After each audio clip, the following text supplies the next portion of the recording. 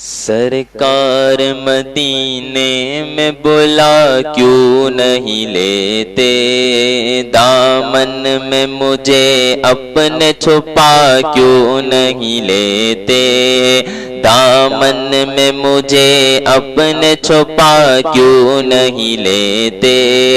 میں آؤں مدینے میری اوقات نہیں ہے، میں آؤں مدینے میری اوقات نہیں ہے، سرکار بلا لے تو بڑی بات نہیں ہے۔ میں ہوں تیرا سوالی، میں ہوں تیرا سوالی، آقا تیرا سوالی ہے، مولا تیرا سوالی، میں ہوں تیرا سوالی، میں ہوں تیرا سوالی۔ اللہ کا گھر خلد کا نقشہ نہیں دیکھا،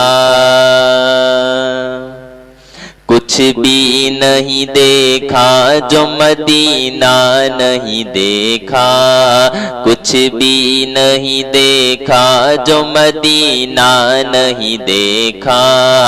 اے موت میری موت ذرا اور ٹھہر جا، اے موت میری موت ذرا اور ٹھہر جا، میں نے ابھی سرکار کا روضہ نہیں دیکھا۔ میں ہوں تیرا سوالی، میں ہوں تیرا سوالی، میں ہوں تیرا سوالی ہے، میں ہوں تیرا سوالی، میں ہوں تیرا سوالی، میں ہوں تیرا سوالی۔ پر نور مدینے کی فضاؤں میں بلا لو، پر نور مدینے کی فضاؤں میں بلا لو، صدقے میں نوازو کہ ہمیں اپنا بنا لو، صدقے میں نوازو کہ ہمیں اپنا بنا لو، ہمیں اپنا بنا لو، ہمیں اپنا بنا لو، صدقے میں نوازو کہ ہمیں اپنا بنا لو۔ بے یار و مددگار ہے دامن میں چھپا لو، بے یار و مددگار ہے دامن میں چھپا لو، ڈوبا ہے سفینہ، ڈوبا ہے سفینہ میرا للہ سنبھالو، میں ہوں تیرا سوالی، میں ہوں تیرا سوالی، میں ہوں تیرا سوالی ہے، میں ہوں تیرا سوالی، میں ہوں تیرا سوالی۔ کب کہتا ہوں قارون کا خزینہ مجھے دے دو، اے لوگو فقط یاد قرینہ مجھے دے دو۔ کب کہتا ہوں قارون کا خزینہ مجھے دے دو، اے لوگو فقط یاد قرینہ مجھے دے دو، جو سب سے ہنسی ہے وہ نگینہ مجھے دے دو، جو سب سے ہنسی ہے وہ نگینہ مجھے دے دو، تم سارا جہاں لے لو مدینہ مجھے دے دو، میں ہوں تیرا سوالی، میں ہوں تیرا سوالی، میں ہوں تیرا سوالی ہے، میں ہوں تیرا سوالی، میں ہوں تیرا سوالی، میں ہوں تیرا سوالی۔ ان کی عنایتیں کہ بچا جا رہا ہوں میں،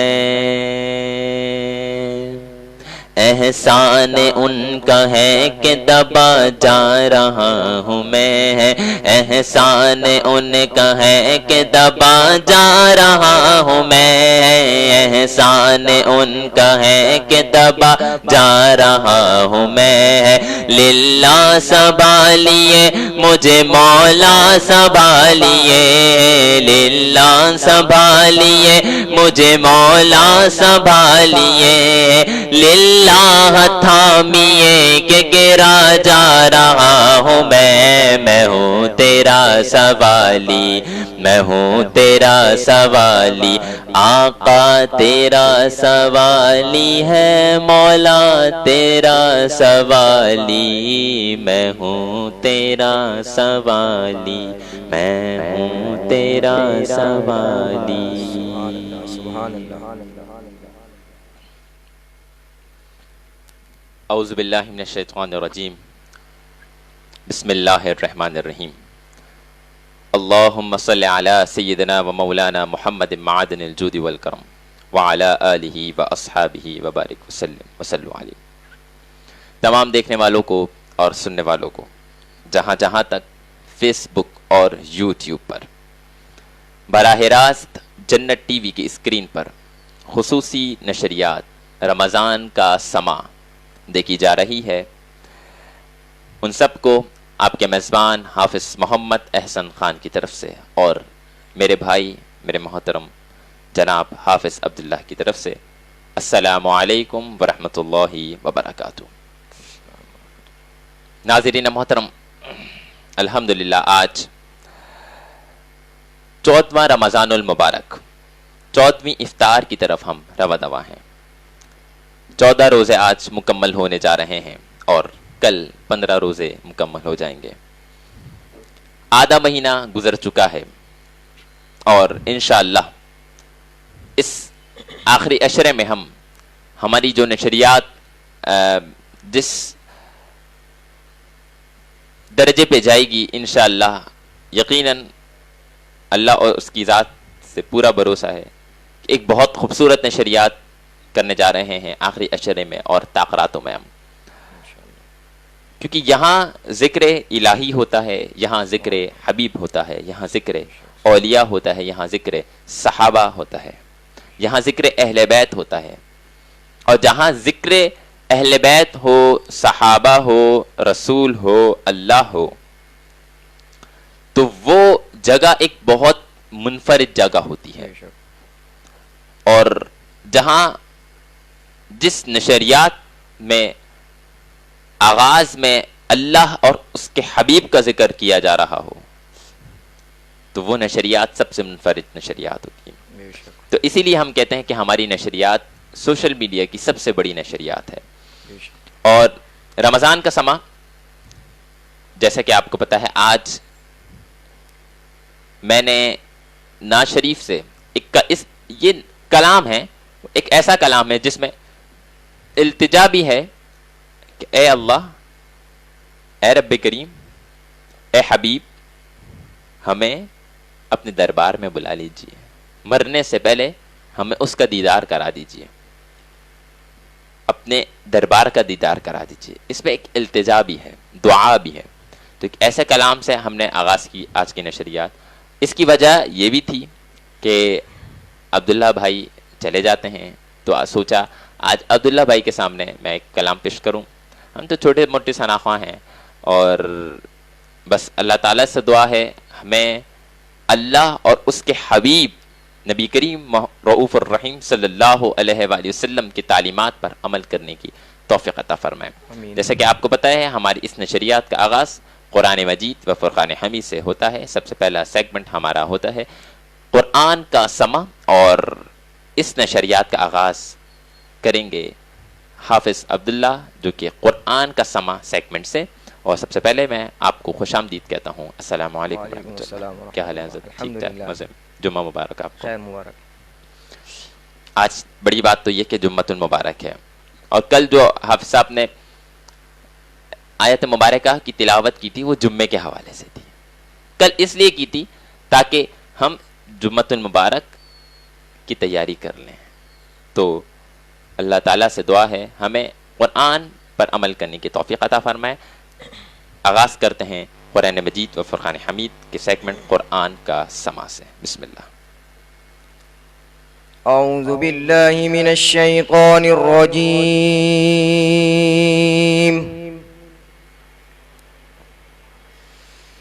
بسم الله الرحمن الرحيم. سبحان اللہ. إن الله وملائكته يصلون على النبي. اللہ سبحان اللہ. يا أيها الذين آمنوا صلوا عليه وسلموا تسليما. سبحان اللہ. إن الذين يؤذون الله ورسوله لعنهم الله في الدنيا والآخرة. سبحان اللہ. في الدنيا والآخرة وأعد لهم عذابا مهينا. سبحان اللہ. والذين يؤذون المؤمنين والمؤمنات بغير ما اكتسبوا اللہ. بغير ما اكتسبوا فقد احتملوا بهتانا. سبحان اللہ. فقد احتملوا بهتانا وإثما مبينا. اللہ. والذين يؤذون المؤمنين والمؤمنات بغير ما اكتسبوا فقد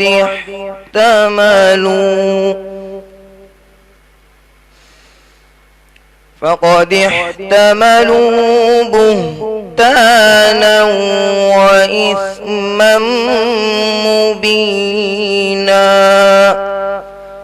صدق الله العظيم. اللہ کے نام سے شروع جو بہت بڑا مہربان اور نہایت رحم کرنے والا ہے. ان اللہ وملائکتہ یصلون علی النبی یا ایھا الذین آمنوا صلوا علیہ وسلموا تسلیما.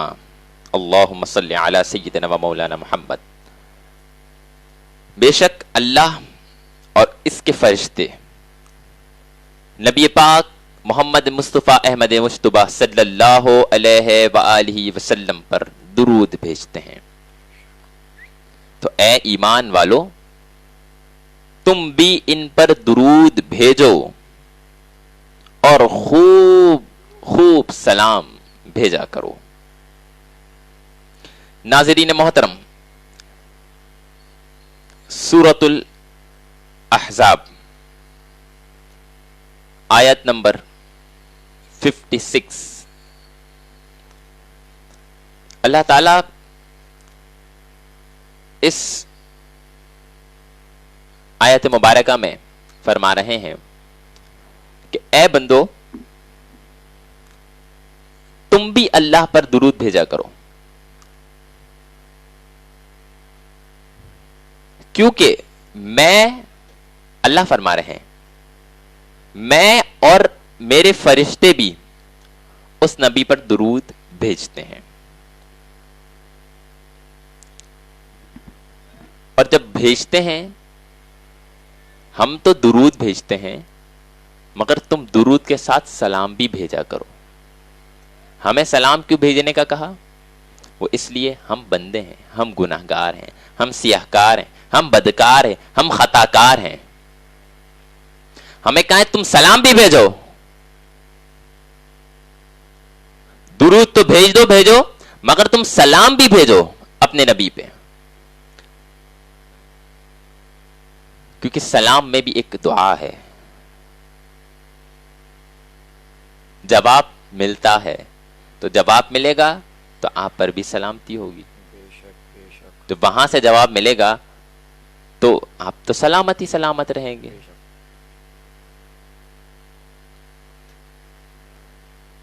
اللہ اور اس کے فرشتے درود بھیجتے ہیں، اور میں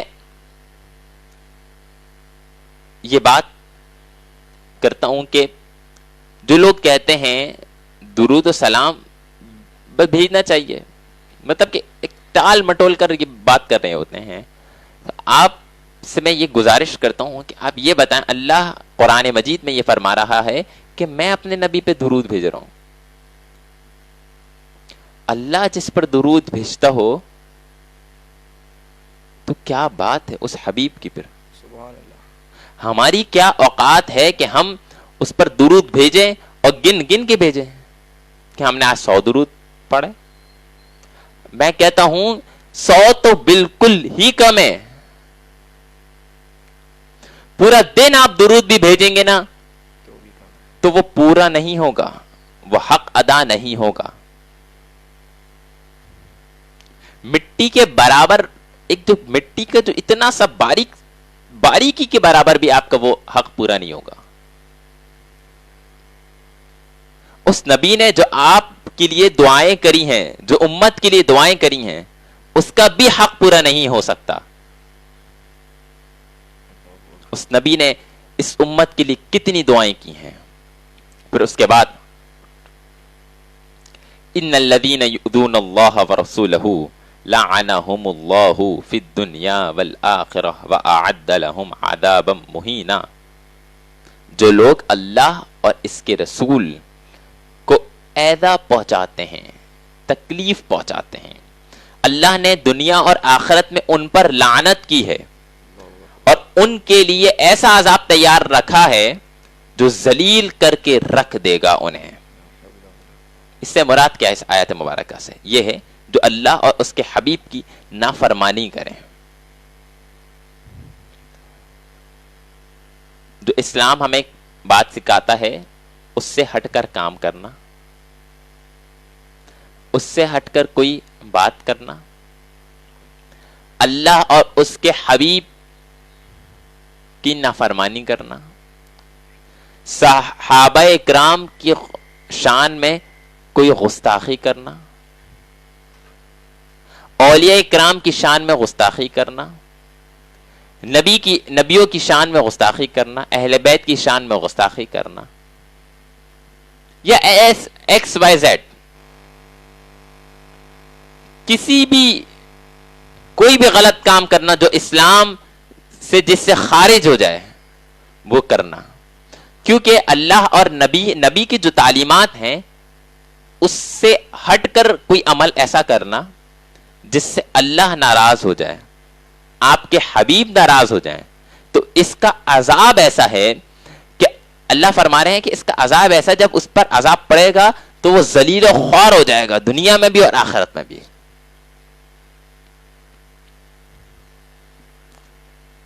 ایسا عذاب پڑتا ہے۔ یہ عذاب چھوٹا موٹا عذاب نہیں ہے، یہ بہت بڑا عذاب ہے، بہت بڑا عذاب ہے۔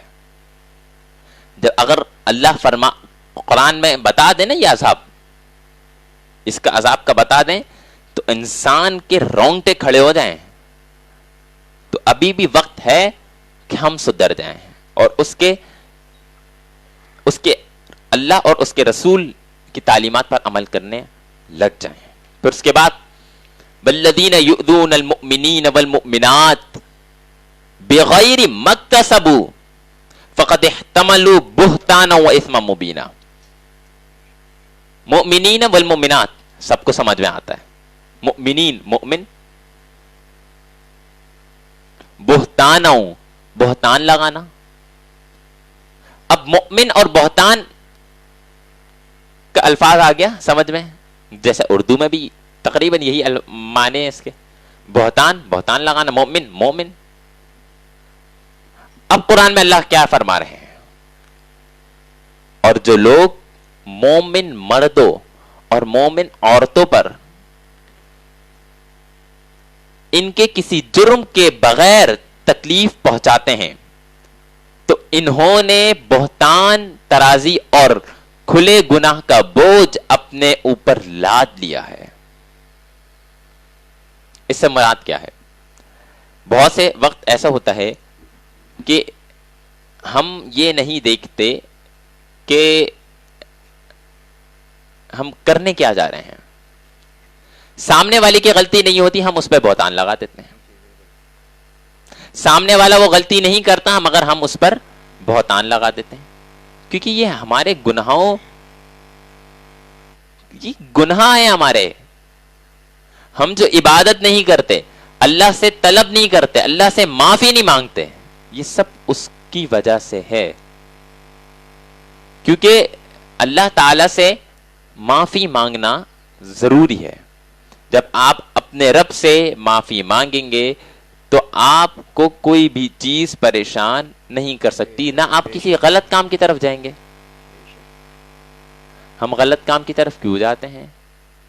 وہ اسی لیے جاتے ہیں کیونکہ ہم اللہ کو یاد نہیں کرتے, ہمارے اندر ڈر نہیں ہے, خوف نہیں ہے. تو یہ جو ڈر ہے نا, یہ خوف, دیکھیں یہ رکھنا ضروری ہے. جب اللہ سے ڈر نہیں ہوگا تو ہم برے اعمال کی طرف سے ہٹیں گے کیسے؟ جو بندہ اللہ سے ڈر جائے, جو اللہ سے واقعی میں ڈرے. جب بندہ اکیلا ہوتا ہے نا, انسان جب اکیلا بیٹھا ہوا ہوتا ہے اور اس وقت بھی اس کو صرف یہ ڈر رہتا ہے کہ مجھے اللہ سے میں اللہ سے ڈرتا ہوں اور اللہ مجھے دیکھ رہا ہے, تو وہ کوئی غلط کام نہیں کرتا. جب انسان کا عقیدہ ہی پختہ نہ ہو تو پھر اس کے مومن ہونے کا فائدہ؟ عقیدہ پختہ ہونا چاہیے, اللہ اور اس کی ذات پر بھروسہ رکھنا چاہیے. نبی کریم رؤوف الرحیم صلی اللہ علیہ وآلہ وسلم کی تعلیمات پر عمل کرتے رہنا چاہیے. انسان ایک گناہوں کا, غلطیوں کا پتلا ہے, اس سے غلطی ہوتی ہے, مگر ہمیں کیا چاہیے کہ ہم کسی پہ بہتان نہ لگائیں. بعض اوقات وہ معافی بھی مانگ لیتے ہیں, جب وہ معافی مانگ لیں گے تو گنہگار آپ ہو جائیں گے, اور کیونکہ آپ نے ان پہ بہتان لگایا, ان کو مطلب ذلیل و خوار کر دیا. بہتان جس پہ لگا رہے ہیں وہ ذلیل و خوار نہیں ہوگا, ذلیل و خوار آپ ہوں گے, کیونکہ گناہ آپ پر ہے. آپ سمجھتے ہیں کہ میں اس کو ذلیل کر دوں گا, میں اس پہ بہتان لگا دوں گا, غلط الزام لگا دوں گا, یہ کر دوں گا, وہ ذلیل و خوار ہو جائے گا, لوگوں کی نظروں میں گر جائے گا. لوگوں کی نظریں کیا ہیں؟ جس پر اللہ کی رحمت نازل ہو, جس پر اللہ کی رحمت ہو, اس کا کچھ بھی نہیں ہو سکتا, کوئی بھی اس کا کچھ نہیں بگاڑ سکتا. اللہ تعالیٰ سے دعا ہے ہمیں قرآن پڑھنے اور اس پر عمل کرنے کی توفیق عطا فرمائے. اور ساتھ میں یہ بھی بتاتا چلوں کہ وہ رب کریم بہت بڑا غفور رحیم ہے, اس دنیا کا مالک, اس دنیا کا خالق, اس دنیا کو چلانے والا ہے. اس کے پاس کیا نہیں ہے, وہ ہر چیز کا مالک ہے, ہر چیز کا خالق ہے. تو خدا را ایسا نہ کریں کہ جس سے انسان کو تکلیف ہو, اللہ کے بندوں کو تکلیف ہو. اور اب ہم اپنے اگلے سیگمنٹ کی طرف چلتے ہیں اور بہت ہی خوبصورت سیگمنٹ ہے. یاد رکھیں یہ سیگمنٹ الحمدللہ جب سے ہم کر رہے ہیں اس میں ہمیں پذیرائی مل رہی ہے, اور یہ سیگمنٹ ایسا سیگمنٹ ہے جس میں ہم بہت کچھ سیکھتے ہیں, کیونکہ تعلیم کا سماں ہے, تعلیم کا وقت ہے, اور اس میں ہم وہ ساری چیزیں سیکھتے ہیں جو ہمیں سیکھنا ضروری ہے, جو ایک مسلمان ہونے کا فرض بھی ہے. ناظرین محترم, یہ مسلمان ہونے کا فرض بھی ہے, یہ ضروری ہے کہ ہم یہ سیکھیں, اس پر عمل کریں. چلتے ہیں ہم اپنے اگلے سیگمنٹ کی طرف, تعلیم کا سماں. اچھا, آج تعلیم کا سماں ہم نے کچھ الگ انداز میں لے کر آئے ہیں, اور یہ ایک میں سمجھتا ہوں یہ ایک ہم سے غلطی بھی ہو گئی کہ ہم نے اس چیز کو پہلے لے کر آنا چاہیے تھا, مگر انسان غلطی کا پتلا ہے, غلطیاں کرتا ہے تو ہو جاتی ہے غلطی. مگر یہ جو آج جو ٹاپک ہم لے کر آئے ہیں, موضوع, وہ بہت خوبصورت موضوع ہے. تراویح کے حوالے سے ہم آج گفتگو کریں گے تعلیم کا سماں میں. اب تراویح کے حوالے سے کیوں گفتگو کر رہے ہیں, اس کی وجہ یہ ہے کیونکہ تراویح چل رہی ہے, تراویح کے اجتماع ہو رہے ہیں, مگر بہت سے لوگوں کو تراویح کی فضیلت نہیں پتہ نہیں ہے تراویح ہے کیا. تو آج ہم اس پر گفتگو کرتے ہیں.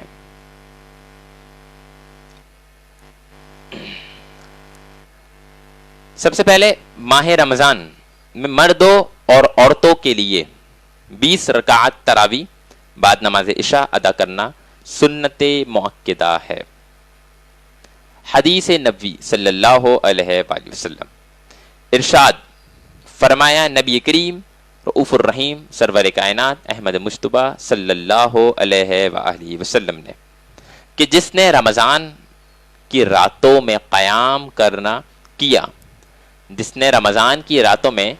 قیام کیا اور اس کے پچھلے گناہ معاف کر دیے جاتے ہیں. مطلب کہ رمضان کی راتیں ایک ایسی راتیں ہیں, اگر آپ نے اس میں قیام کیا, رات بھر جاگے, اللہ کی بارگاہ میں دعائیں مانگی, اس رب سے مدد مانگی, تو وہ رب آپ کو معاف کر دیتا ہے, اور آپ کے جتنے بھی پہلے گناہ ہوتے ہیں ان کو بھی ختم کر دیتا ہے. پھر اس کے بعد مردوں کو نماز تراویح باجماعت ادا کرنا سنت سنت ہے. اگر تمام اہل محلہ الگ الگ تراویح پڑھ لیں اور جماعت بالکل نہیں کروائیں تو سب گناہگار ہوں گے. یاد رکھیں, سب گناہگار ہوں گے. ہاں, اگر جماعت ادا ہو رہی ہو, کوئی الگ سے پڑھ رہا ہے نماز تراویح, تو وہ گناہگار نہیں ہوگا.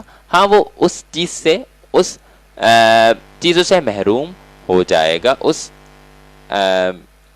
ثواب سے محروم ہو جائے گا جتنا وہ ثواب ملنا ہوگا. پھر اس کے بعد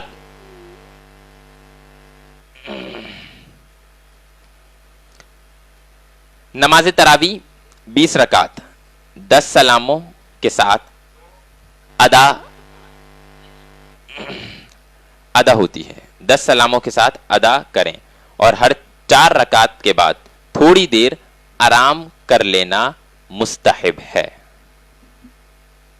ہر 4 رکعت کے بعد تھوڑی دیر آرام کر لینا مستحب ہے. اور یاد رکھیں, تراویح کی دعا بھی ضرور پڑھنا چاہیے. ایسا ہے ضروری. تراویح کی دعا ہے انشاءاللہ ابھی ہم سنیں گے.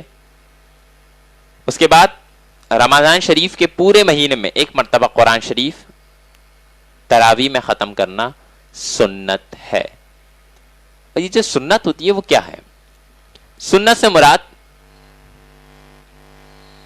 وہ چیزیں جو نبی کریم صلی اللہ علیہ وآلہ وسلم نے کی, مگر اس پر عمل بھی کرتے ہیں. اور سنت وہ ہے جو آپ نے کی مگر اس کو فرض نہیں کی. اگر کریں گے تو اس کا عمل ہے, اس کا ثواب بہت ہے. نہیں کریں گے تو گناہ بھی نہیں ہے, مگر سنت پر عمل کرنا ضروری ہے. کیونکہ جب سنتوں پہ عمل ہم کریں گے تو اس سے ہوتا یہ ہے ہم نبی کریم صلی اللہ علیہ وآلہ وسلم کی تعلیمات پر عمل کر لیتے ہیں. پھر آتے ہیں اس کے بعد رمضان شریف کے. اچھا, نابالغ بچے کے پیچھے نماز تراویح پڑھنا درست نہیں ہے بالکل بھی. اور بعض جگہ تراویح میں قرآن شریف 3 دن میں, 6 دن میں, 5 دن میں, 10 دن میں, 12 دن میں ختم ہو جاتا ہے. تو اس سے پرہیز کریں, یہ چیز غلط ہے, گناہ ہے. گناہ نہیں ہے, آپ بے شک کر رہے ہیں ٹھیک ہے, مگر اس کے بعد بھی تراویح کو پڑھتے رہیں. جیسے کہ ہمارے حافظ صاحب ہیں, کیا شان ان کی, یہ نماز تراویح پڑھا رہے ہیں وہ بھی 29 روزہ. وہ اس لیے کیونکہ لوگ 27 روزہ پڑھتے ہیں, مسجد میں تراویح پڑھا رہے ہیں 29 روزہ, جہاں لوگ 27 روزہ پڑھتے ہیں پھر اس کے بعد چلے جاتے ہیں, پھر نہیں آتے.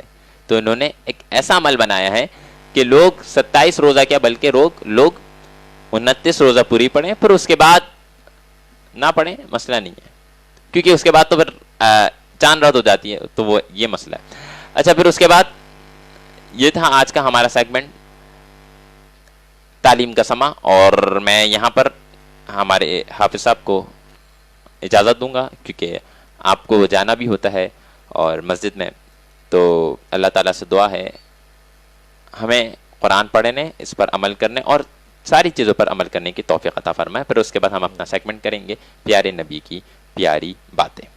آپ کا بہت بہت شکریہ کہ آپ نے ہمارے لیے وقت نکالا. انشاءاللہ آپ سے اب کل ملاقات ہوگی. اچھا, میں یہ چاہ رہا تھا کہ اس کے بعد جو آیتیں ہیں, جو آج آپ نے آیات مبارکہ پڑھی, اس کے بعد جو آیتیں ہیں اس کا رکھ لیتے ہیں کیونکہ بات پوری ہو جائے گی. یہاں مومنوں جن لوگوں پر ظلم ہوتا ہے تو یہ وہ والی بات تو آ گئی ہے. اب اس کے بعد کیا ہے وہ بھی انشاءاللہ پوری گفتگو ہو جائے گی. جی انشاءاللہ, جی انشاءاللہ. تو اب ہم چلتے ہیں اپنے اگلے سیگمنٹ پیارے نبی کی پیاری باتیں. یہ آپ پیچھے کر دیں. اچھا, پیارے نبی کی پیاری باتیں ایک بہت خوبصورت اور بہت زبردست سیگمنٹ ہے, آپ کو پتا ہے جیسا کہ, اور یہ سیگمنٹ ہمارا بہت ہمیں تو بہت پسند ہے. اور وہ کیوں پسند ہے, وہ اس سے بھی پسند ہے یا کیونکہ یہ سیگمنٹ ہی ایسا ہے, یہ سیگمنٹ ہے ہی ایسا. تو چلتے ہیں ہم اپنے اگلے سیگمنٹ کی طرف, پیارے نبی کی پیاری باتیں. اچھا, اس سے پہلے ہم گفتگو یہ کر رہے تھے جناب عبد المطلب کی اولاد, حضرت عبد المطلب کی اولاد کس سے ہم نے گفتگو کی تھی. اور گفتگو یہیں سے ہم اپنی آغاز کرتے ہیں. عبد المطلب بڑے خوش نصیب تھے, عمر بھی بڑی پائی آپ نے. حضرت عبد المطلب نے عمر بھی بہت بڑی پائی. ان کے 10 جوان بیٹے, ان میں 5 بیٹے کسی نہ کسی حیثیت میں بہت مشہور تھے. ان میں ابو لہب, ابو طالب, عبداللہ, حضرت حمزہ اور حضرت عباس رضی اللہ تعالی عنہ بھی شامل ہیں. جناب عبد المطلب کا اس دنیا سے رخصت ہو جانا. 1 سال بعد جناب عبد المطلب بیمار ہوئے. انہوں نے اپنے سارے بیٹوں کو جمع کر کے دریافت کیا کہ میرے یتیم پوتے کی سرپرستی کون کرے گا. سب بیٹوں نے اس خدمت کو حاصل کرنا چاہا, مگر عبد المطلب رضی اللہ تعالی عنہ نے حضور اکرم صلی اللہ علیہ وآلہ وسلم کو ابو طالب کے سپرد کیا. جس وقت عبد المطلب اس دنیا سے رخصت ہوئے تو ان کی عمر 82 سال تھی. آپ مکہ مکرمہ کے قبرستان جس کا نام حجون ہے وہاں آپ کی آرام گاہ ہے. حضرت محمد مصطفیٰ احمد مجتبیٰ صلی اللہ علیہ وآلہ وسلم کی عمر 8 سال 2 ماہ 10 دن تھی. 8 سال 2 ماہ 10 دن. ناظرین محترم، سب سے پہلے والد محترم آپ کی زندگی سے پہلے ہی چلے گئے تھے. پھر اس کے بعد 6 سال کی عمر میں حضرت آمنہ آپ کی والدہ محترمہ اس دنیا سے آپ سے رخصت ہو گئی تھی. پھر اس کے بعد آپ کے دادا جس سے آپ بہت پیار کیا کرتے تھے تو وہ بھی چلے گئے. آپ بہت افسوس غمزدہ ہو گئے. سب آپ کی زندگی سے جا چکے تھے. مگر اس کے بعد آپ اپنی یتیمی اور تنہائی کے شدت سے احساس کیا کرتے تھے. بہت احساس ہونے لگا آپ کو. مگر آپ صلی اللہ علیہ وآلہ وسلم کی آیا. حضرت ام ایمن نے اس موقع پر آپ صلی اللہ علیہ وآلہ وسلم کا بہت خیال رکھا اور ہر وقت پیار اور محبت سے آپ صلی اللہ علیہ وآلہ وسلم کا دل بہلایا کرتی تھی. پیارے چچا جناب ابو طالب حضرت عبد المطلب رضی اللہ تعالی عنہ کی وفات کے بعد حضرت ابو طالب ان کی جگہ سردار تھے، سردار بنے. تو آپ صلی اللہ علیہ وآلہ وسلم کو اپنے گھر لے گئے.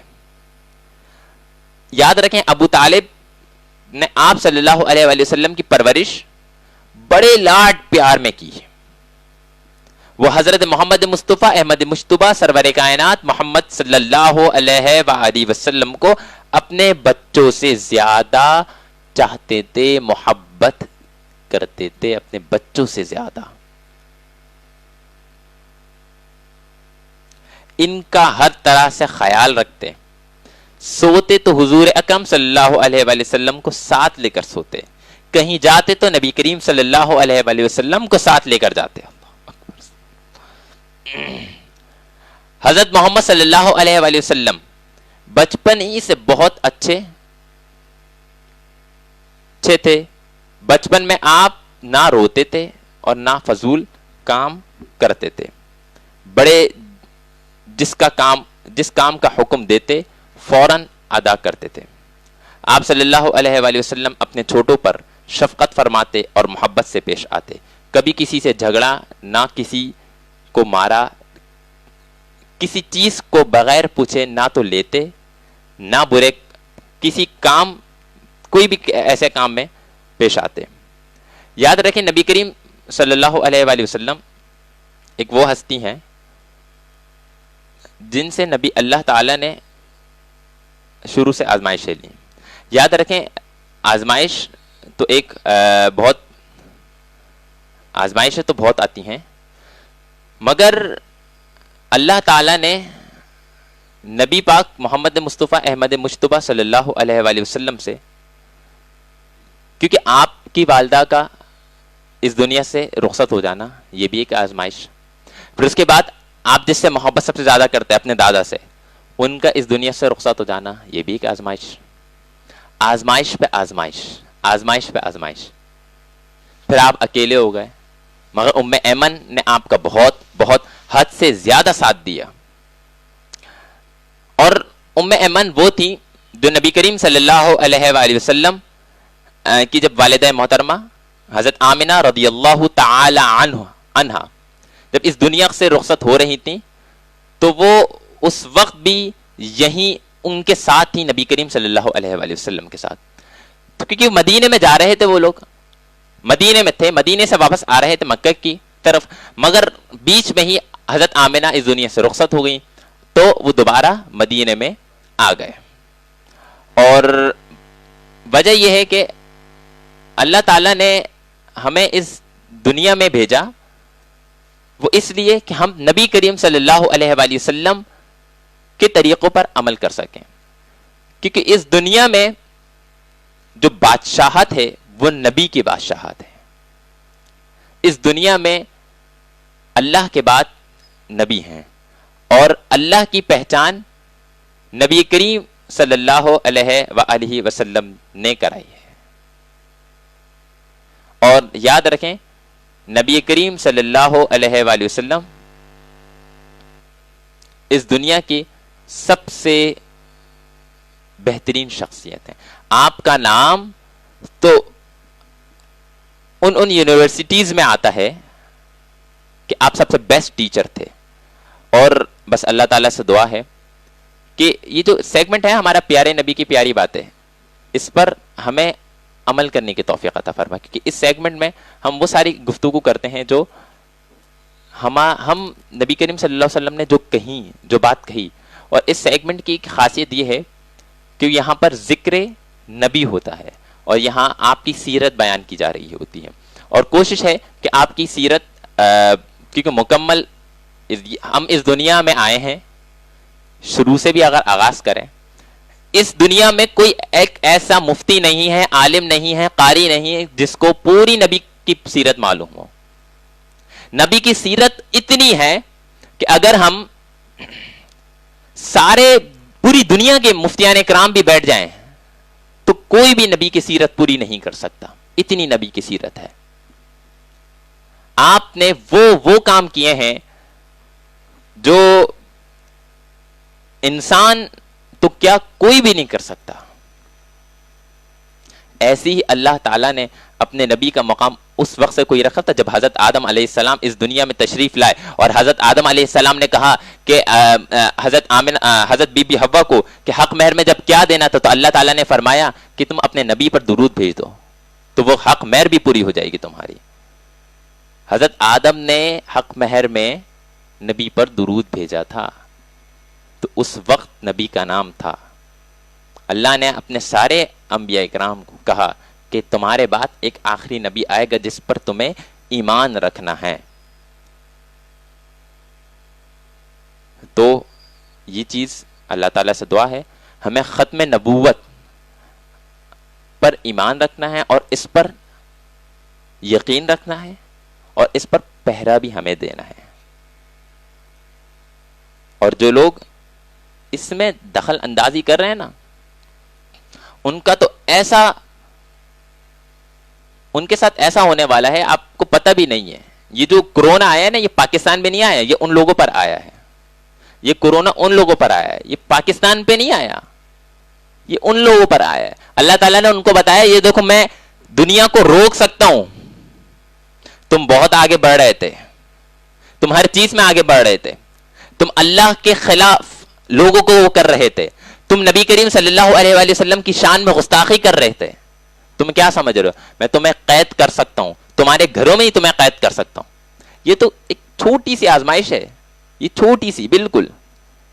جب بڑی آزمائش اللہ تعالیٰ دیں گے نا تو پھر انسان تو کیا کوئی بھی کچھ نہیں کر سکتا. دنیا ختم ہو جائے گی، دنیا ختم ہو جائے گی. تو سدھر جاؤ. اللہ کی بہت کمالات ہیں، اتنے کمالات ہیں کہ اگر ہم لکھنا شروع کریں سمندر میں بھی تو سمندر خشک ہو جائیں، کئی سمندر آ جائیں اس کے بدلے، تو اللہ کے کمالات ختم نہیں ہو سکتے، اس رب کے کمالات ختم نہیں ہو سکتے. تو یہ ہمارا تھا سیگمنٹ پیارے نبی کی پیاری باتیں. اور اب ہمارا اگلا سیگمنٹ جو ہے نعتوں کا سما. اور نعتوں کا سما میں نعت خوانی کی جاتی ہے اور وہ کلام پیش کیے جاتے ہیں جس سے ہمارے دلوں کو سکون ملے. یاد رکھیں ہم صرف نعت خوانی نہیں کرتے. تو سب سے پہلے تو میں خوش آمدید کہتا ہوں انس کریمی کو جو ہمارے ساتھ موجود ہیں آج کے ثنا خواں. اچھا سب سے پہلے تو یہ ایک انہوں نے ابھی ریسنٹلی بزم بھی کبھی آغاز کیا ہے، افتتاح کی ہے، تو آپ کو اس پہ بھی مبارکباد پیش کرتے ہیں. بزم کریمی اور اس کے چیئرمین بھی ہیں جناب انس کریمی ہمارے ساتھ درمیان موجود ہے. السلام علیکم ورحمۃ اللہ. وعلیکم السلام ورحمۃ اللہ. کیا حال ہے حضرت؟ شکر اللہ کا. آپ ٹھیک ٹھاک. میرے خیال سے آپ سے میری دوسری تیسری دفعہ ملاقات ہوئی ہے. آپ سے کافی بار ملاقات ہو چکی ہے. ہاں مگر ایسی ملاقات نہیں ہوئی جو آج ملاقات ہو رہی ہے. بالکل بس یہ کہ محفلوں میں سلام دعا کے اس سے ہوئی ہے. وجہ یہ ہے کہ ایک تو نعت خواں وہ ہوتے ہیں جن میں سریا ہوتا ہے، اور ایک نعت خواں وہ ہوتے ہیں جو حضور کے غلام ہوتے ہیں، اور جو حضور کے غلام ہوتے ہیں وہ ہر جگہ آ کر پڑھتے ہیں، ہر جگہ چلے بھی جاتے ہیں. تو میں نے ان کو ان محافلوں میں بھی دیکھا ہے جو ایک چھوٹے چھوٹے گھرانوں کی محافلیں ہیں، چھوٹے چھوٹے گھروں کی محافلیں. وجہ یہ ہے کہ چاہے اچھا پڑھنے والا ہو، جیسا بھی پڑھنے والا ہو، جو حضور کی تعریف کرتا ہے وہ سب سے اول بندہ ہوتا ہے. تو یہ میں نے دیکھا ہے ان کو بہت ساری محافلوں میں، ایسی محافلوں میں جاتے ہیں. اور ان سے میں آپ سے ایک بات بھی یہی کرنا چاہوں گا. ماشاءاللہ آپ ایک بزم لے کر چل رہے ہیں. ایک بزم کا جو کام ہے وہ یہ ہے کہ زیادہ تر ان محافلوں پہ فوکس کریے گا کہ جو لوگ کروانا چاہتے ہیں مگر نہیں کر پاتے ہیں کسی نہ کسی وجہ سے، کیونکہ آج کل جو ڈیمانڈ ہو گئی ہے. اصل میں ہمارا جو میں بزم مجھے نہیں بنانی تھی. صحیح. کہ اللہ کا شکر ہے آپ بھی جانتے ہیں اس چیز کو کہ چینلز وغیرہ پہ میرا چلتا رہتا ہے معاملہ، اور مجھے اس فیلڈ کے اندر 16 سال ہو گئے. ماشاءاللہ. میرا 16 سال کا ایکسپیرینس ہے. تو مجھے ضرورت نہیں تھی بزم بنانے کی، لیکن ایک وہی آپ کی والی بات کہ کوئی اگر غریب چاہتا ہے محفل کرانا اور وہ چاہتا ہے کہ میری محفل اچھی سے اچھی ہو، تو ہم اس کو وہ چیز دے نہیں پاتے. تو میرے پاس بھلے 5 بندے ہیں، بھلے میرے پاس 22-23 بندے ہیں، میرا ایم، میرا گول یہی ہے، مجھے یہی گول اچیو کرنا ہے کہ مجھے محفل ایسی کرنی ہے، ایسے لوگوں کے گھر میں مجھے محفل کرنی ہے کہ جن کو نیڈ ہے محفل کی اور جو پسند کرتے ہیں. اور یقین مانیں جو آپ بول رہے ہیں غریب، وہ غریب نہیں ہوتے، وہ امیر ہوتے ہیں. امیر ہوتے ہیں بالکل. اور جو امیر ہوتے ہیں نا، آپ اس کے گھر پہ محفل کر کے دیکھ لیں ایک دفعہ. اچھا احسن بھائی، یہ اچھی بات اور کہ آپ بھی ماشاءاللہ، ہمارا تعلق محفلوں سے ہی ہے، تو جتنا مزہ گھر کی محفلوں میں آتا ہے اتنا بڑی محفلوں میں نہیں آتا. آپ اچھا، میں تو اس چیز کے خلاف ہوں. بڑے ثنا خواں بھی بہت وہ کریں گے، کیونکہ الحمدللہ ہماری اس نشریات کو ابھی کل فیصل بھائی بھی بڑا حوصلہ دے رہے تھے، مبارکباد دے رہے تھے، یعقوب بھائی بھی دے رہے تھے، اور بھی ثنا خواں ہیں. مگر میرا ایک اپنی طرف سے میں کہتا ہوں کہ بڑے ثنا خوانوں کے ساتھ ایک جو بیٹھک ہوتی ہے نا، وہ اس سے اچھا ہم اپنے ایج کے ثنا خوانوں کے ساتھ بیٹھیں تو وہ زیادہ اچھا رہتا ہے. بالکل بالکل ایسے ہی ہے. اور یہ ہے کہ احسن بھائی، جو ہم ایک دوسرے سے سیکھ لیں گے نا، وہ ہم ان سے نہیں سیکھ سکتے. صحیح کہہ رہے ہیں. ایک جیب ہوتی ہے، ایک وہ ہوتا ہے نہیں یار سینئر ہے، نہیں یار بڑا ہے، تو وہ ہم آپس میں ان سے بات بھی نہیں کر سکتے ہم لوگ. تو جو ہم آپس میں سیکھ سکتے ہیں وہ ایک بہت زبردست چیز ہے. تو اور ماشاءاللہ میں نے ان کو کئی بار سنا ہے، بہت اچھا پڑھتے ہیں. اچھا یہ بتائیں آپ کس عمر سے پڑھ رہے ہیں، ثنا خوانی کر رہے ہیں؟ قبلہ میں عمر تو نہیں بتا سکتا، یہ بتا سکتا ہوں کہ جب سے آنکھ کھولی ہے نا، جب سے نام محمد میرے زبان پر ہے، سبحان اللہ، جب سے آنکھ کھولی. تو پہلی بار کون سی نعت شریف پیش کری تھی؟ سب سے پہلے تو نعت جو سب سے پہلے پڑھی ہے وہ آقا کا بول بندے ہوتی تھی. اچھا. اور ایک حق اللہ جو قادری کا کلام آتا تھا وہ میں پڑھتا تھا، بہت پڑھا ہے میں نے. اچھا، آقا کا بول بندے میرے خیال سے راشد اعظم. جی ہاں بالکل، راشد بھائی، اللہ تعالیٰ ان کی درجات کو بلند عطا فرمائے. بہت اچھی شخصیت تھی، بہت اچھے نعت خواں ہیں پاکستان کے. وجہ یہ ہے کہ اللہ تعالیٰ انہی بندوں سے کام لیتا ہے جو جن کو اللہ تعالیٰ سمجھتا ہے کہ واقعی میں آگے جا کے یہ کسی کو جتائیں گے نہیں. آج کل جو جتنے بھی ویلفیئرس والے کام کر رہے ہیں، اللہ تعالیٰ انہی سے کام لے رہے ہیں جو آگے کسی کو جتائیں نا. کیونکہ وجہ یہ کہ عزت نفس ایک ایسی چیز ہے، اگر کسی کی عزت نفس کو آپ نے مجروح کر دیا، بالکل گرا دیا، تو اس کی جو دل سے جو دعا نکلتی ہے، وہ دعا کہتے ہیں، بد دعا کہتے ہیں، وہ ایسی نکلتی ہے، وہ عرش پہ لگتی ہے. اور کسی کو ٹونٹ بھی نہیں کرنا چاہیے کہ میں آج کل ہے نا کہ ایک 10 کا نوٹ بھی ہم کسی کو دے رہے ہیں تو اس پہ ہم 100 سیلفیز لیتے ہیں، تو یہ چیز غلط ہے. یہ چیز بالکل ٹھیک کہہ رہے ہیں آپ، یہ چیز نہیں ہونی چاہیے. اور آپ کو پتہ ہے میں انس بھائی، میں یہاں پر یکم رمضان المبارک سے کر رہا ہوں، چاہے وہ نعت خوانی کے حوالے سے ہوں، جو بھی ہوں، میں یہی کہہ رہا ہوں. آج کل بہت سے لوگ یہ کہتے ہیں کہ جو عاشق رسول ہے وہ مل کر پڑھے گا. ایک تو یہ چیز ہمیں ختم کرنی چاہیے. اچھا، یہ ہم بھی کرتے تھے. یہ دیکھیں کسی کو ٹونٹ نہیں کرنا ہے ہمیں نا، لیکن یہ ہے کہ احسن بھائی ایک محفل کا ماحول ہوتا ہے، ہم محفل میں بیٹھتے ہیں. اچھا مجھے بھی یہ چیز بہت بری لگتی ہے کہ آپ بیٹھ کر یہ کہو کہ آپ بولیں سبحان اللہ. اگر وہ نہیں کہے گا تو آپ پہ فرض ہو گیا پھر کہ اس نے نہیں بولا تو اس کو گناہ آپ پہ ہے. بے شک کہ اب ہم اتنے مجمع میں بیٹھے ہوتے ہیں, ہم بھلے 10 کے مجمع میں 100 کے مجمع میں بیٹھے ہوتے ہیں, ہم نے کہنا ہاتھوں کو بلند کر کے کہیں سبحان اللہ. اب کسی ایک نے بھی نہیں کہا نا اس مجمع سے, تو وہ پھر ہماری پکڑ ہے. اور آپ کو پتا ہے وہاں فرشتے بیٹھے ہوتے ہیں, بالکل ایسا جہاں حضور کا ذکر ہو رہا ہوتا ہے وہاں فرشتے بھی آ جاتے ہیں. بالکل. تو آپ یہ بتائیں بندہ کیا کہے گا جب حضور اللہ کے فرشتے کہہ رہے ہیں, وہ بیٹھے ہوئے آپ کا سے سن رہے ہیں. قرآن میں فرماتا ہے نا کہ وَاذْكُرُونِي أَذْكُرُكُمْ وَاشْكُرُوا لِي وَلَا تَكْفُرُونَ, تو میرا ذکر کر میں تیرا ذکر میں کروں, تیرا اس سے ذکر بڑی اور کیا بات. اور کیا بات ہے. ہم پھر بھی دیکھیں, میرے بابا نے ایک چیز مجھے کہی ہے بچپن سے, وہ ایک بات کہتے تھے, بیٹا جب پڑھو نا تو ایسے پڑھو کہ سامنے کوئی نہیں ہے.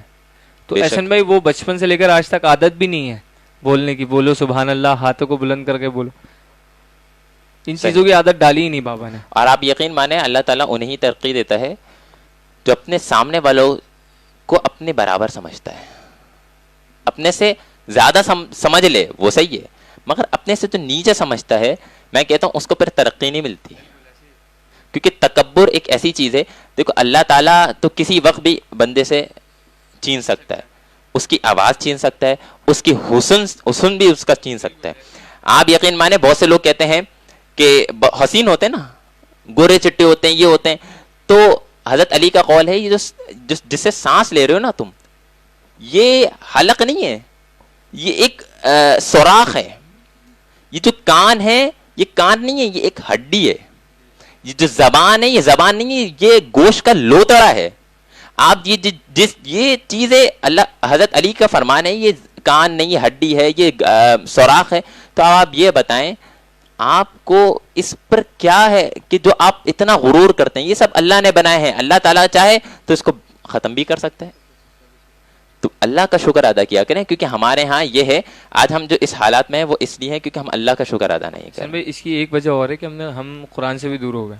قرآن بھی نہیں پڑھتے. جب ہم قرآن پڑھیں گے نا, دیکھیں اب چھوٹی سی ایک مثال دی, قرآن فرماتا ہے کہ وَاذْكُرُونِي أَذْكُرُكُمْ وَاشْكُرُوا لِي وَلَا تَكْفُرُونَ. اب بہت سارے لوگ ایسے ہیں اس کا ترجمہ نہیں پتا ہوگا, اس کی تفسیر نہیں پتا ہوگی, تو ہم قرآن نہیں کھولتے, سراپا حیات ہے. بے شک. اما عائشہ صدیقہ رضی اللہ تعالیٰ عنہ سے کسی نے پوچھا کہ اما سرکار کی تعریف کیا ہے, تو اما عائشہ صدیقہ طیبہ طاہرہ رضی اللہ تعالیٰ عنہ فرماتی ہیں کہ تم نے قرآن نہیں پڑھا. اللہ, تو پورا قرآن سرکار کی تعریف ہے. بے شک بے شک. تو ہم بیٹھ کر یہ ہے کہ ایسی تجزیے کر رہے ہوتے ہیں بیٹھ کر, میں ہم اپنی بات نہیں کر رہا, ہوٹلوں کی بات کر رہا ہوں, اور صحیح بالکل ٹھیک کہہ رہے ہیں یار یہ ایسا ہے, یار یہ ایسا ہے, یار یہ یوں نہیں ہے, یار یہ ایسا ہے. تو ایسا نہیں ہونا چاہیے. ہم جب قرآن ایکولی پڑھتے رہیں گے نا, کنز الایمان ہمارے امام احمد رضا خان بریلوی رحمۃ اللہ تعالیٰ علیہ کا لکھا ہوا تفسیر, جب ہم اس کی پڑھیں گے تو پھر ہمیں کسی چیز کی پریشانی نہیں ہوگی. اللہ تعالیٰ فرماتا ہے نا راہ نجات ہے, سراپا حیات ہے, اور سرکار کی تعریف ہے. اور ہم فخر یہ ایک بات بتاؤں کہ تفسیر اور ترجمہ تو ایک دور کی بات ہے ہمارے لیے. اگر ہم قرآن ایسی ہی پڑھنا شروع کر دیں گے نا تو ہدایت اس رب سے ملتی ہے, وہ دے دیتا ہے ہدایت. کیونکہ جب بندہ قرآن پڑھتا ہے نا تو اس کے دل میں جو میل ہوتا ہے نا وہ ختم ہو جاتا ہے. نماز پڑھتا ہے اس کے دل میں جو میل ہوتا ہے نا وہ ختم ہو جاتا ہے, غلاظت ہوتی ہے وہ ختم ہو جاتی ہے. جب یہ ساری چیزیں ختم ہو جائیں گی تو بندہ اللہ سے خود بخود رجوع ہو جاتا ہے. ایسے میں اللہ تعالیٰ فرماتا ہے نا قرآن میں, الا بذکر اللہ تطمئن القلوب. اور اچھا ایک چیز میں نے ایسے بھی بہت نوٹ کی کہ اب لوگوں نے قرآن مجید موبائل میں رکھ لیا.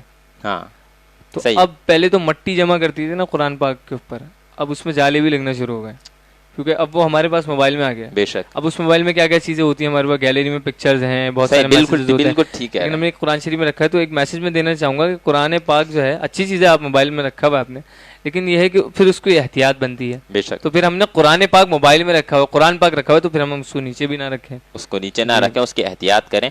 اور ابھی پچھلے ہفتے جمعرات والے دن پچھلے ہفتے اسی بات پر بحث ہو رہی تھی یہاں پہ, علماء کرام بھی موجود تھے.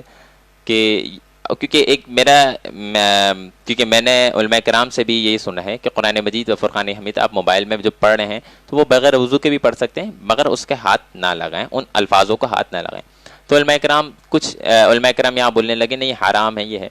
تو میرا ایک یہ کانسیپٹ ہے, اسلام ہمارا اتنا سخت نہیں ہے کہ اللہ تعالیٰ ہر چیز کو حرام کر دے. وجہ یہ ہے کہ اگر ہم اس پر عمل کریں تو وجہ آج آپ بغیر وضو کے پڑھیں گے آپ کا دل صاف ہو جائے گا, کل آپ خود وضو میں رہیں گے. آپ وضو میں اس وقت وضو نہیں کریں گے بلکہ پورا دن وضو میں رہیں گے. اللہ تعالیٰ جب ہدایت دیتا ہے نا تو وہ ایسی ہدایت دیتا ہے کہ کمال، کیونکہ اس کے پاس کسی چیز کی کمی نہیں ہے. گفتگو بہت ہو گئی ہے اور وقت بھی کم ہے، تو کوشش کرتے ہیں ہم اپنے اگلے سیگمنٹ کی طرف چلتے ہیں جو ہمارا سیگمنٹ ہے نعتوں کا سما. اچھا سب سے پہلے تو میں کون سا کلام سنا رہے ہیں آپ؟ جو آپ کہیں سنا دیں. تزمیم اگر ہو جائے تو ٹھیک. اس سے قبل حمد باری تعالیٰ کے چند اشعار پیش چلیں کر دیتا ہوں سر، کیونکہ آغاز ہے. درود پاک پڑھ لیجیے. اللہم صلی صلی علیہ علی سیدنا و مولانا محمد معظم چلتے.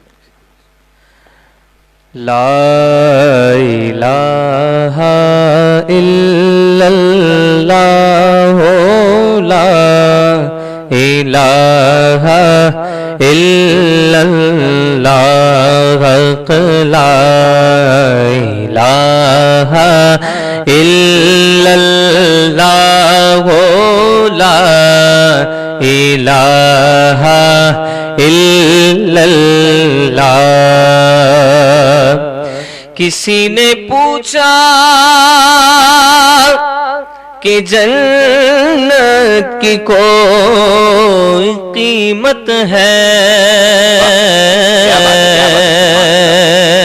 کسی نے پوچھا کہ جنت کی کوئی قیمت ہے؟ تو مصطفیٰ نے کہا لا الہ الا اللہ لا الہ الا اللہ لا الہ الا اللہ لا الہ الا اللہ. حسبی ربی جل اللہ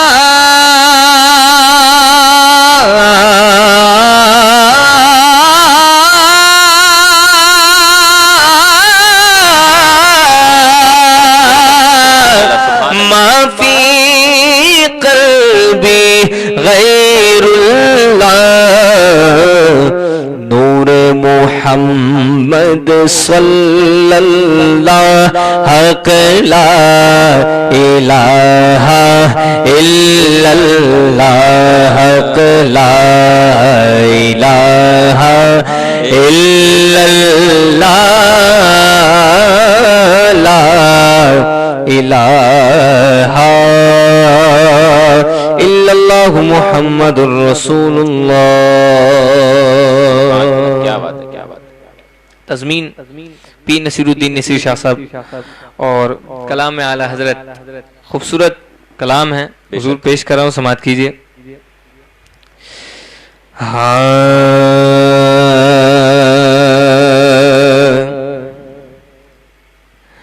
کوئی دنیا عطا میں سبحان اللہ. نہیں ہم تھا تیرا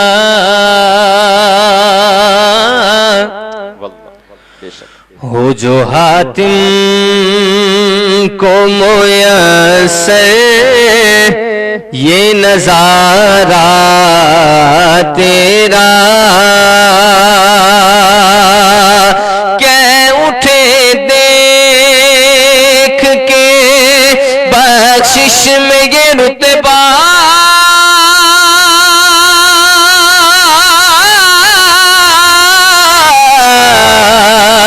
تیرا باغا کیا جود و کرم ہے شگ بتہا تیرا نہیں سنتا ہی نہیں مانگنے والا تیرا نہیں سنتا ہی نہیں مانگنے والا تیرا. بہت خوبصورت خوبصورت شعر کہ کچھ بشر ہونے کے ناطے تجھے خود سا جانے، اور کچھ محض پیامی ہی خدا کا جانے، ان کی اوقات ہی کیا ہے کہ یہ اتنا جانے، فرش والے تیری شوقت کا علو کیا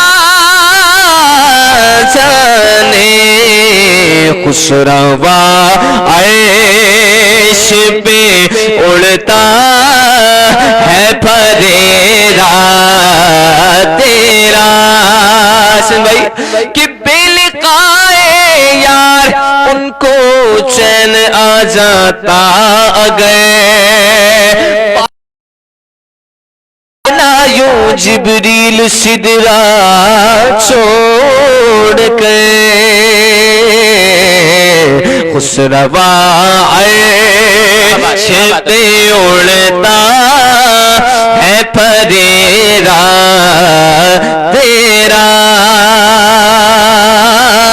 حسن بھائی جب جبریل امین سرکار کی بارگاہ میں حاضر ہوتے تھے اور سرکار علیہ السلام آرام فرما رہے ہوتے تھے، سو رہے ہوتے تھے، تو جبریل امین سرکار کو بیدار کیسے کیا کرتے تھے؟ آپ کے تلووں کو چوم لیا کرتے تھے، سرکار بیدار ہو جایا کرتے تھے۔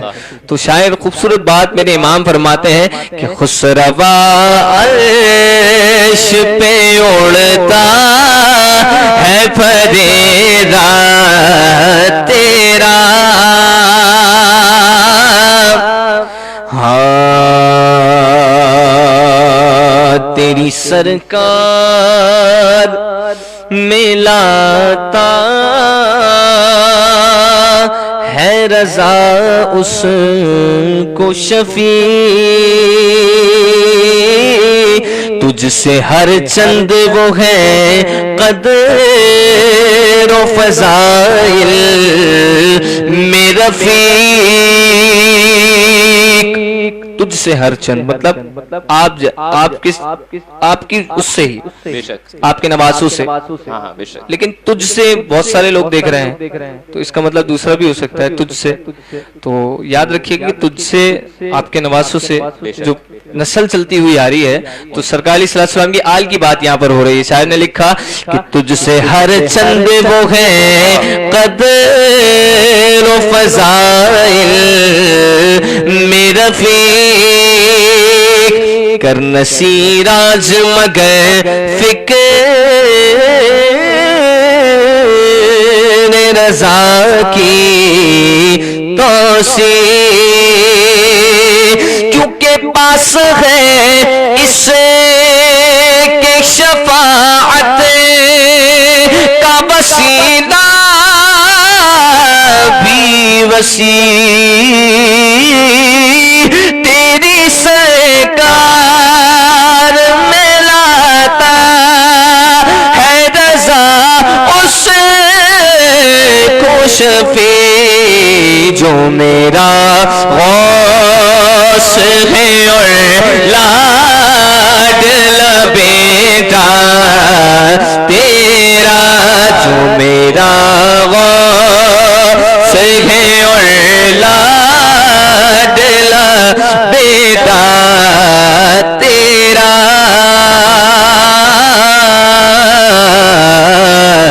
نہیں سنتا ہی نہیں مانگنے والا تیرا۔ سبحان اللہ، کیا بات ہے۔ اچھا، سب سے پہلے تو میں یہ بتاتا چلوں آپ کو، اس طرح میں نے پہلے نہیں سنا آپ کو، اس طرح میں نے کبھی بیٹھ کے ایسے کبھی نہیں سنا، تو بڑی خوشی ہوئی ہے ماشاءاللہ کہ اتنا خوبصورت اپنا یہ کلام پڑھے۔ یقین مانے میں یہ کلام دو تین لوگوں سے میں نے اس کی خواہش کی اتفاقاً جب کوئی آئے تو کسی نے کچھ کہہ دیا، کسی نے کچھ کہہ دیا. اچھا وہ ریسنٹلی لاسٹ ٹائم ایک بچہ آیا تھا تو اس نے پڑھا تھا، بہت خوبصورت پڑھا تھا اس نے بھی، مگر دل باغ باغ ہو گیا ماشاء اللہ، بہت خوبصورت تھی کلام. وجہ یہ ہے کہ مجھے آپ یقین مانیں میں یہ نہیں دیکھتا کوئی بڑا ہو چھوٹا ہو، جس کو حضور سے عشق ہوتا ہے نا، جب جہاں حضور کی تعریف ہوتی ہے، میں چاہے آج کل پتہ ہے کیا، آج کل یہ ہے کہ اگر ہم سبحان اللہ کہہ دیں گے نا اس کی بات، اس کے پڑھنے پہ تو ہم چھوٹے ہو جائیں گے. یہ چیز ہے، یہ بند کر دو، یہ چیزیں ختم کر دو. وجہ یہ ہے کہ جہاں حضور کی تعریف ہو رہی، جو عاشق رسول ہوتا ہے کوئی بھی کر رہے ہیں نا حضور کی تعریف تو وہ سبحان اللہ کہتا ہے، وہ سبحان اللہ خود بخود کہتا ہے. تو یہ چیزیں ختم کر دیں، یہ جو سریے ہے نا یہ ختم کر دیں آپ لوگ. تو کون سا کلام سنا رہے ہیں؟ جب امام کی بات ہوئی ہے تو پھر امام الکلام. بسم اللہ. بہت خوبصورت کلام تضمین کے ساتھ ہے، پیش کرتا ہوں. درود پاک پڑھی جلدی. اللہم صلی علی سیدنا و مولانا محمد معدن الجود والکرم وعلی آلہ وصحبہ وسلم.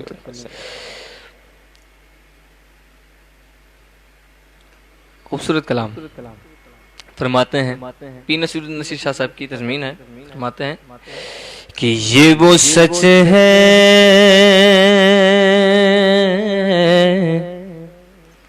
یہ وہ سچ ہے کہ جسے جہاں مان گیا، در پہ آیا جو گدا بن کے وہ سلطان گیا. شعر دیکھیں حسن بھائی، ان کے انداز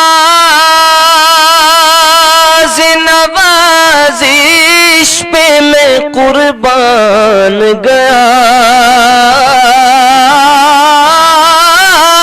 نعمتیں بانٹتا جس سمت وہ ذیشان گیا، ساتھ ہی منشی رحمت کا قلم دان گیا، ساتھ ہی منشی رحمت کا قلم دان گیا، نعمتیں بانٹتا جسم تو ذیشان گیا.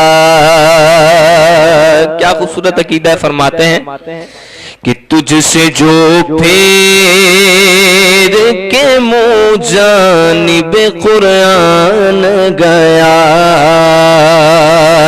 سرخرو ہو کے نہ دنیا سے وہ انسان گیا، اور کتنے گستاخ بنے کتنوں کا ایمان گیا،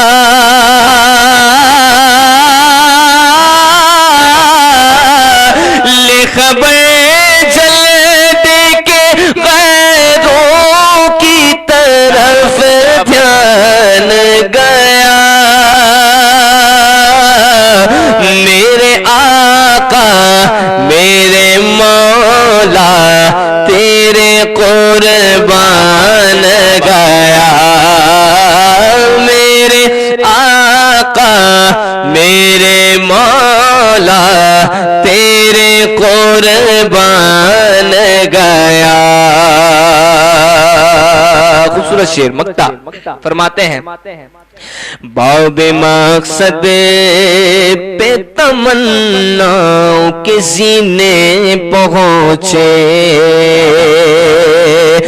لب ساحل پہ نصیر اپنے سفینے پہنچے، جن کو خدمت میں بلایا تھا مدینے پہنچے، جان و دل ہوش و خرد سب تو مدینے مدینے پہنچے تم نہیں چلتے رضا سارا تو سامان گیا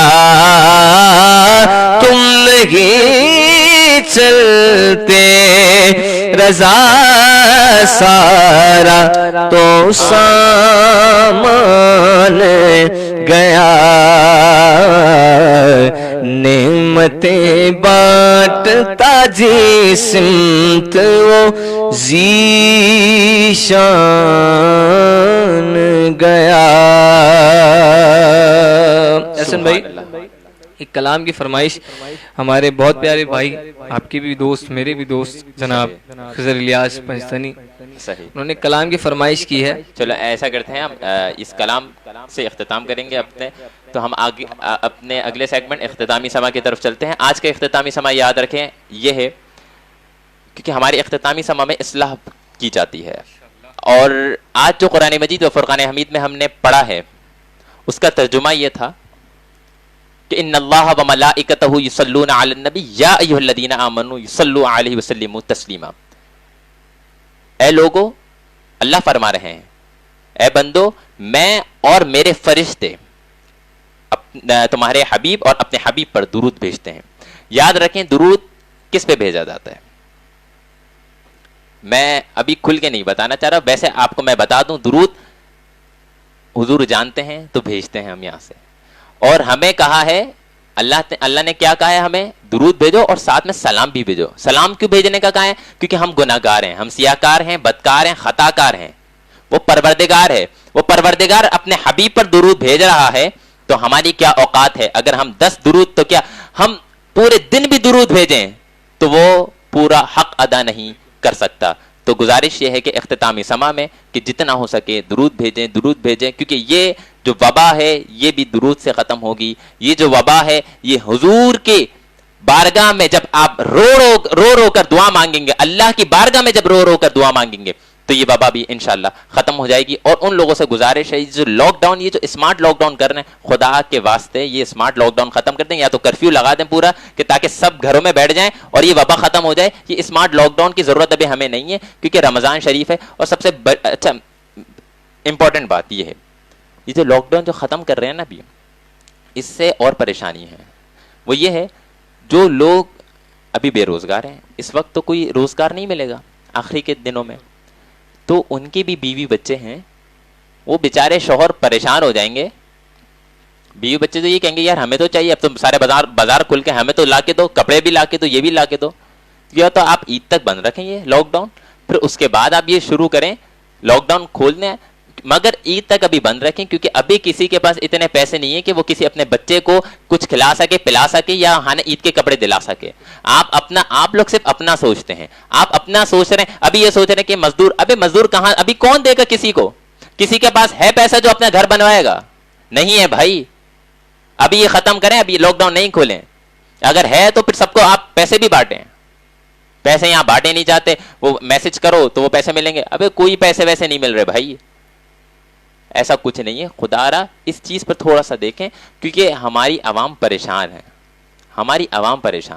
تو پلیز کہ وجہ یہ ہے کہ بس تکلیف ہوتی ہے کیونکہ ابھی ایسے بہت سارے گھرانے ہیں آپ یقین مانیں ایسے اتنے سارے گھرانے ہیں جو پہلے دیتے تھے مدد کرتے تھے لوگوں کی آج وہ خود مدد مانگ رہے ہیں پلیز خدا را ہم آپ سے ریکویسٹ کرتے ہیں ہاتھ جوڑتے ہیں ایسا نہ کریں. اس ملک پر رحم کریں اور ہمارا جو ایک سیگمنٹ ہوتا ہے نیکی کا سما اس میں بھی ہم آپ سے یہ گزارش کرتے ہیں لوگوں کی مدد کریں.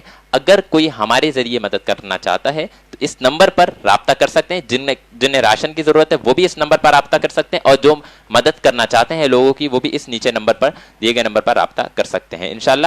اور اب میری آپ سے ملاقات ہوگی کل اسی وقت اسی چینل پر اسی رمضان نشریات میں ایک نئے روزے کے ساتھ ایک نئے مہمانوں کے ساتھ.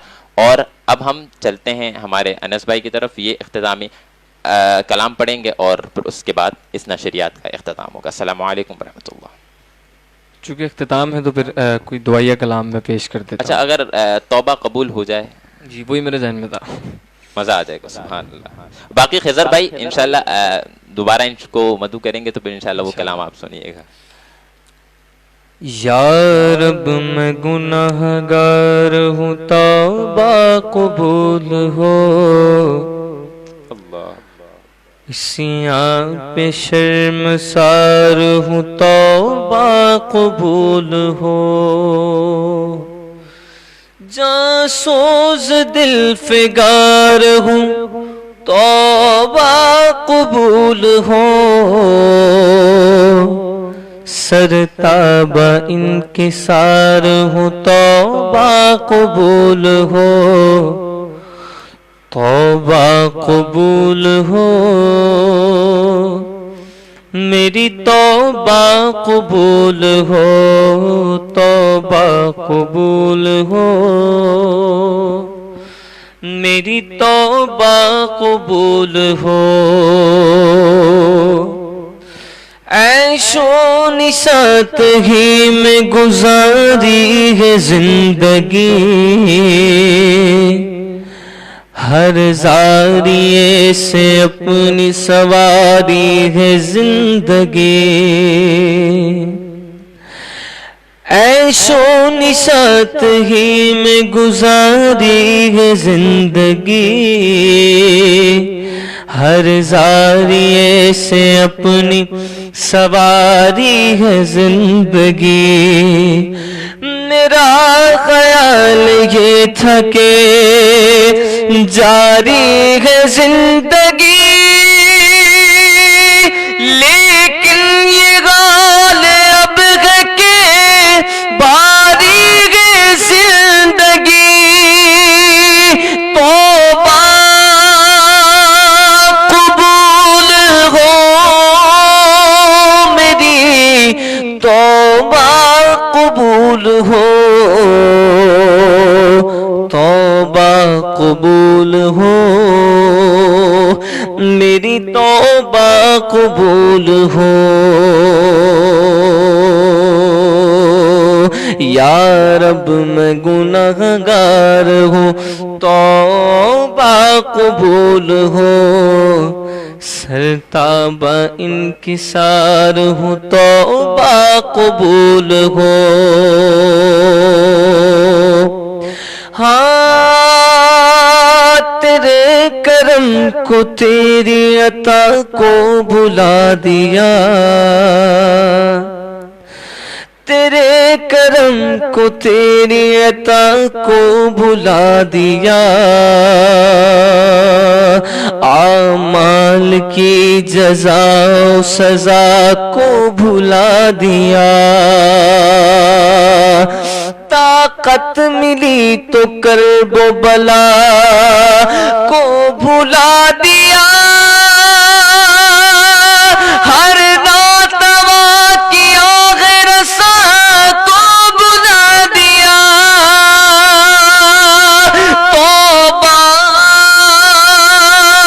قبول ہو، میری توبہ قبول ہو، توبہ قبول ہو، میری توبہ قبول ہو، توبہ قبول ہو،